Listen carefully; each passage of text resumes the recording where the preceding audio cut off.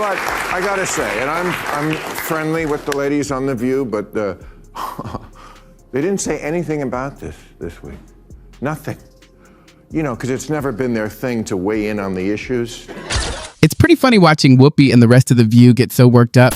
Just last week, Bill Maher poked fun at them for being too nervous to even bring up what happened with Jimmy Kimmel. I'm friendly with the ladies on The View, but they didn't say anything about this week. Nothing. You know, because it's never been their thing to weigh in on the issues. You know, it's just an upbeat party show. That's why they hired people named Joy and Sonny and Whoopi.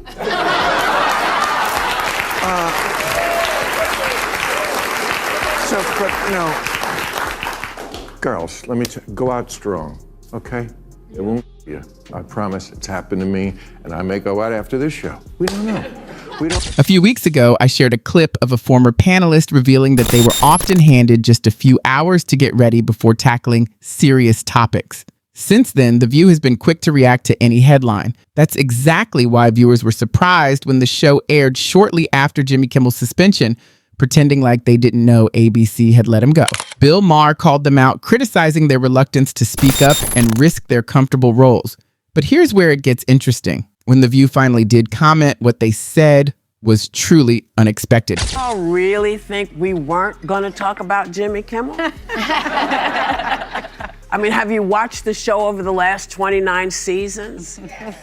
So you know, no one silences us. And to all my friends in Italy who reached out, you have to know it's okay. We're still here. We're still broadcasting. And when the news broke last week about Jimmy Kimmel's suspension, we took a breath to see if Jimmy was going to say anything about it first. We did the same thing with Stephen Colbert. That's simply not true. I'll explain in a moment why they really chose to speak up about Jimmy Kimmel's situation. But let's clear something up first.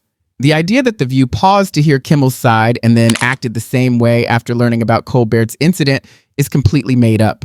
It's just a convenient spin on the story. Let's be honest. When Colbert was let go, The View didn't sit around waiting for an official update. They jumped right in with their reactions and opinions. Whoopi and her fellow hosts have never been ones to hold back just to stay out of the spotlight, so saying otherwise doesn't hold up. There's no need to take my word for it. Just watch what actually happened. Let's roll the clip. And our show was on tape on Friday, but we are live here today, and we're getting into it now. You cannot like a show. Now, I want to make sure I got this right. To be clear, you cannot like a show and it can go off the air.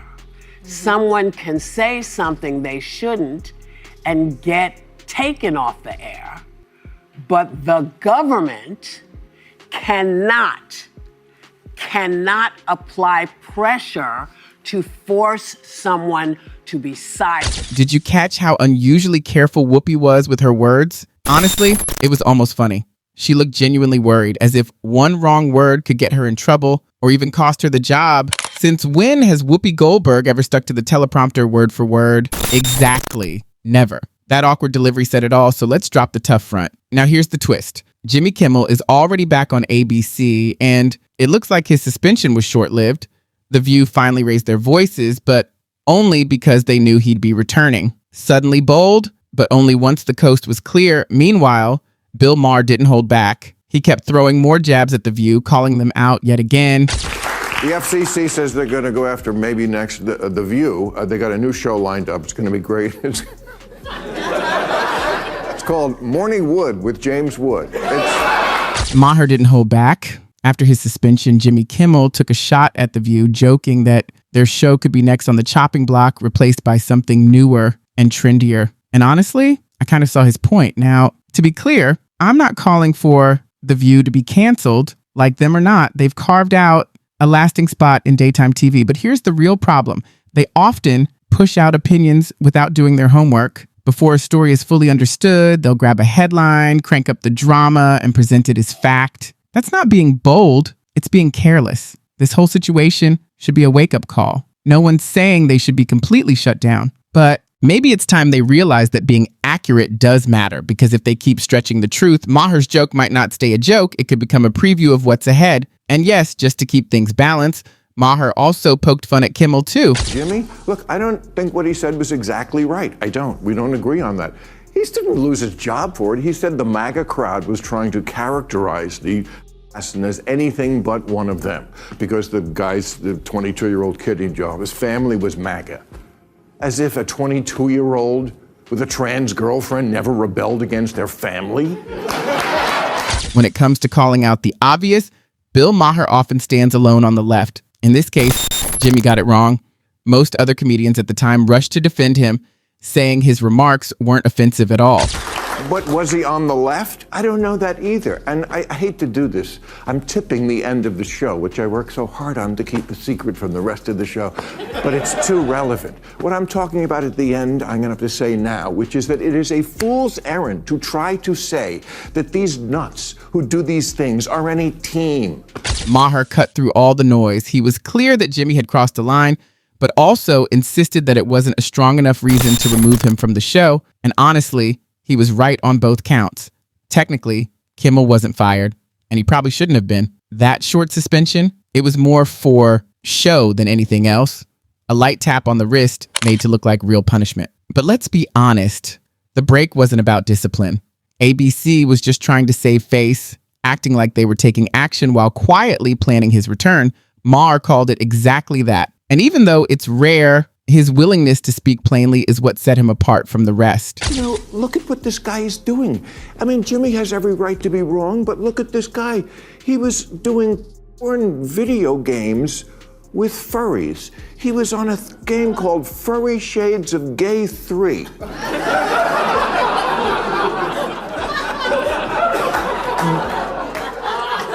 This kid is in his basement with VR goggles on, getting virtually by a cartoon wombat? And you're gonna put politics? Bill Maher kept up the pressure, sharply criticizing Jimmy Kimmel for blaming MAGA. Maher's humor wasn't just for laughs, it made a serious point. Jimmy should have taken the time to do his homework before using a tragic event to push a political message. A little fact-checking would have saved him from looking careless on national TV. If he had paused and thought it through, he'd have seen that this incident didn't fit neatly into any political box. There was no clear ideology behind it, no MAGA connection, just a troubled individual. Instead, Kimmel jumped in too fast, eager to ride the wave of anti-MAGA sentiment. Maher's critique hit hard because it was spot on. Jimmy's quick reaction wasn't just careless, it showed a lack of responsibility and a clear bias. In the end, Maher's message went beyond Kimmel. It was a reminder that facts matter more than stories we want to believe. This kid doesn't belong in either party. He belongs in a straitjacket. He's an outpatient who should not be out. But you have the right to be wrong, or to have any opinion you want. That's what the First Amendment is all about. I was defending it last week on this show against what they're doing in England against the left. Come on, guys, be fair. Let's take a closer look at what really happened. Jimmy Kimmel wasn't let go from late night TV because of what he said.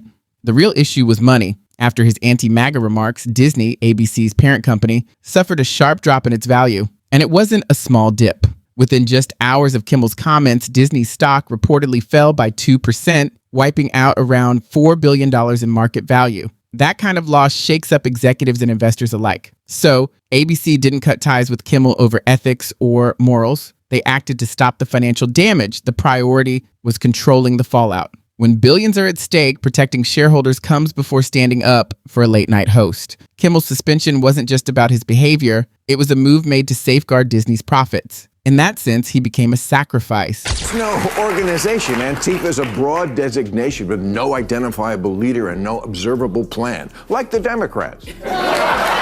So, Jimmy, let me just say, pal, you did a great, funny show for 2 decades. You should be proud of that. If this firing goes for you the way it did for me, you'll get 23 years on a better net. Maher wrapped up his monologue by taking aim at the Democratic Party. And honestly, it's hard to blame him. Since last year's tough election loss, the party feels like a shadow of what it once was.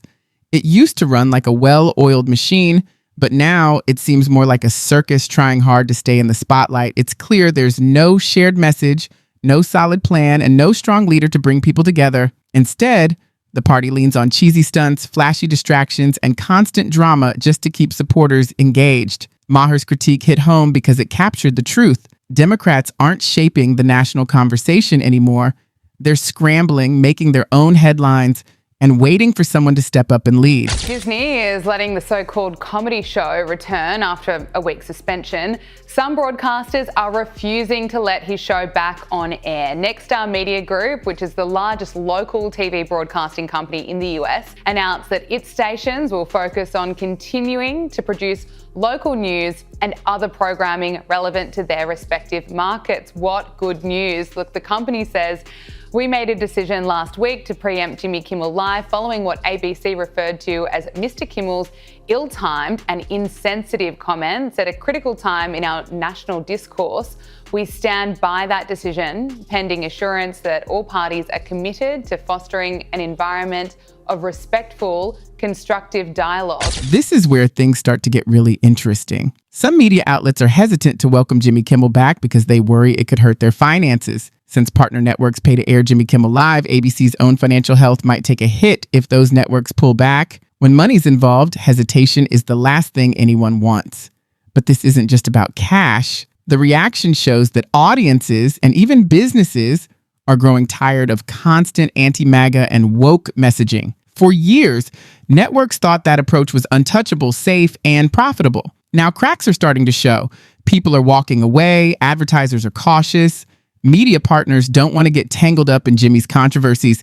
Even other late-night hosts are stepping back. All of this points to a cultural shift already underway. Also comes after Sinclair, the broadcasting company that makes up America's largest ABC affiliate groups, announced that it would be preempting Jimmy Kimmel Live across ABC affiliate stations and replacing it with news programming. And you know what? They know that the audience has had enough of Jimmy Kimmel. Let's just look back at some of his comedy content.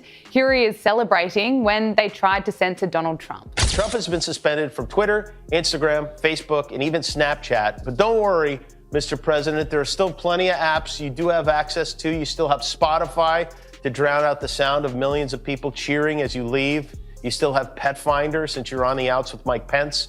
You have Cameo, which will soon be your primary source of income. So, what does all this really show? Bill Maher's sharp criticism, Jimmy Kimmel's suspension, and The View's cautious response all point to something bigger than just a late-night host stumbling over his words. This is about money, influence, and a culture that's finally reached its limit. Kimmel wasn't suspended by Disney for moral reasons. It was about billions lost in market value in just one day, so they had to act. Meanwhile, The View showed that their tough talk was mostly scripted bravado, only speaking up when it was safe. No matter what you think of Maher, he was one of the few who didn't hesitate to say what everyone was thinking, even if it put a spotlight on him. And even media partners are growing cautious about backing Kimmel, worried the backlash won't be worth it. The clear lesson? The old style of dramatic, woke performances isn't working anymore as people start to wake up and see things differently. That wraps up today's video.